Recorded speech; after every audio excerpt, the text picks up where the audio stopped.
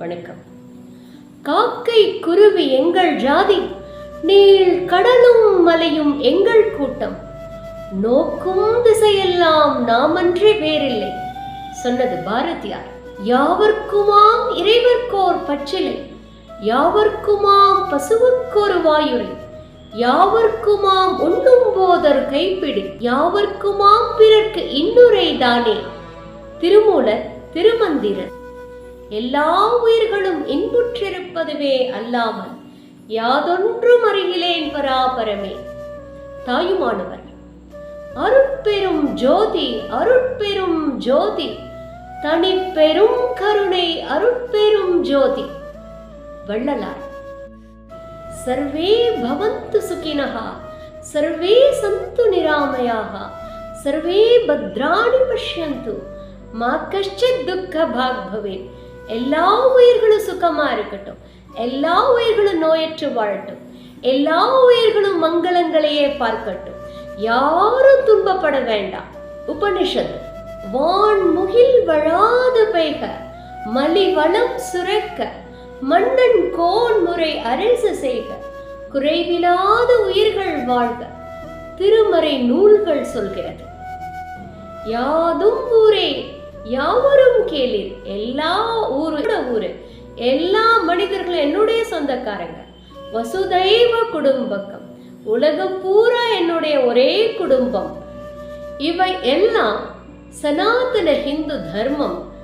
மனித குலத்துக்கு இந்த வாழ்க்கையை எப்படி பார்க்கணும், இந்த உலகத்துல இருக்க உயிர்களோட எப்படி அன்பு செய்யணும், கருணை செய்யணும் அப்படின்னு ட்ரெயின் பண்ணக்கூடிய, கைடு பண்ணக்கூடிய மிக சில வழிகாட்டுதல்களை தான் உங்க முன்னாடி இங்க நான் சொல்லியிருக்கேன். இந்த தமிழகம் வேதம் நிறைந்த தமிழகம், நல் வீரர் தோன்றிய தமிழகம் அப்படின்னு பாடியிருக்காங்க. அப்படிப்பட்ட தமிழகத்துக்கு என்ன ஒரு க்ஷீணமான நிலைமை சொல்ல முடியல வார்த்தைகளால. இந்த தமிழ்நாட துணை முதல்வர்னு ஒருத்தர் ஆண்டார், 5 வருஷமா ஆண்டார். I am a true Christian வந்து எல்லாரும் முன்னாடியும் பேசி செலிப்ரேட் பண்ணாங்க கிறிஸ்துமஸ். ஒட்டுமொத்த உலகையே மகிழ்ச்சியில் ஆழ்த்தக்கூடிய விழா எதுன்னா அது நம்முடைய கிறிஸ்துமஸ் விழா மட்டும்தான்.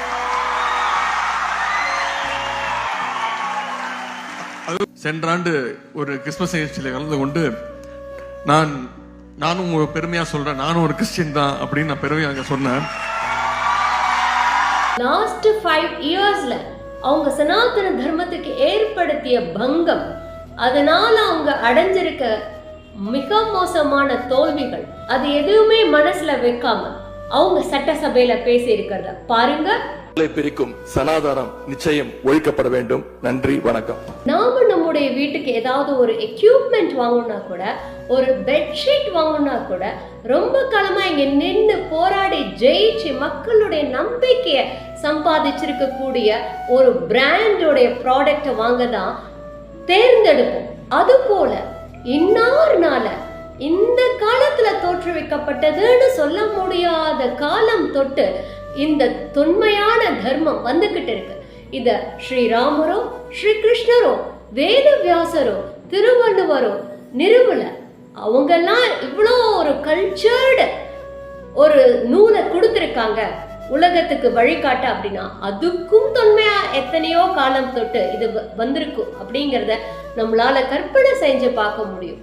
இது போன்ற அரசியல்வாதிகள் தங்களோட சுயநலத்துக்காக இப்படிப்பட்ட ஒரு அபாண்டங்களை சொல்லும் போது, அப்படியா நம்மோட தர்மம் என்ன சொல்லுது, நம்மளோட வாழ்க்கை எதை நோக்கி நம்முடைய பெரியவங்க அமைச்சிருக்காங்க, நம்ம எப்படி வாழ்ந்துகிட்டு இருக்கோம், உலகத்தோட பிற நாடுகள்ல மக்கள் எப்படி வாழ்ந்துகிட்டு இருக்காங்க, இதையெல்லாம் நாம சிந்திச்சு பார்க்க வேண்டியது நம்முடைய பொறுப்பு. அடுத்ததா கடந்த 25 வருஷங்களா சினிமா மூலமா அறிமுகமாகி நம்ம வீட்டுல ஒரு அண்ணாவா மாமாவா, நம்ம வீட்டுக்கு இருக்க குழந்தைங்களோட உயிரை கொடுத்தாவது அவங்கள ஜெயிக்க வைக்கணும் நம்ம நினைக்கிற அளவுக்கு நம்மளோட மனசுல இதயங்கள்ல இடம் பிடிச்ச ஆக்டர் விஜய் தமிழக வெற்றி கழகம்னு ஆரம்பிச்சு மக்களோட மனசுல பலவிதமான விளம்பரங்களை திருப்பி திருப்பி திருப்பி செஞ்சு எப்படியோ ஜெயிச்சு இன்னைக்கு ஆட்சியை பிடிச்சிருக்காங்க. அவங்களோட ஆட்சியில பாருங்க, முஸ்தபான்னு சொல்லிட்டு ஒரு எம்எல்ஏ, மண்ணை படைத்த இறைவன், மண் சுமந்த பூமி, தன்னுடைய கருணைய மக்களுக்கு புரிய வைக்கிறதுக்கு 64 விதமான விளையாடல்களை இறைவன் செய்த புண்ணிய பூமி. அன்னை பார்வதி மீனாட்சியா வந்து பறந்து வாழ்ந்து வளர்ந்து அருளாட்சி செஞ்சுக்கிட்டு இருக்கக்கூடிய திரு ஆலவாய்னு சைவர்களால கொண்டாடப்படக்கூடிய அப்பேற்பட்ட புண்ணிய பூமி.